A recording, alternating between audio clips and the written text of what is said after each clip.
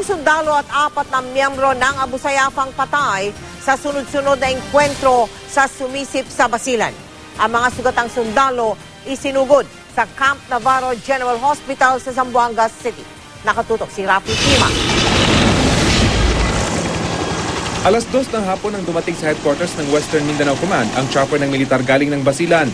Dula nito ang mga sugatang sundalo matapos makaengkwentro ang mga bandidong Abu Sayyaf. Hinabol daw ng Scout Ranger sa mga bandidong umatake sa isang detachment ng Army sa Sumisip, Basilan na bantay ng isang rubber plantation cooperative. This morning at 7:30, they were able to encounter nga yung nangharas kahapon.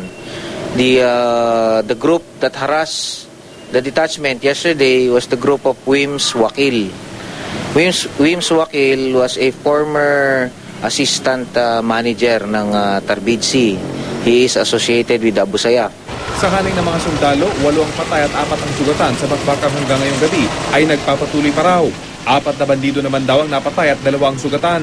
Ayon pa sa Philippine Army, magkakasunod ng engkwentro ang nangyari kaya mataas ang bilang ng patay at sugatan sa kanilang mga tauhan. Mayroong series of encounters na nangyari. Hindi lang yan minsanan.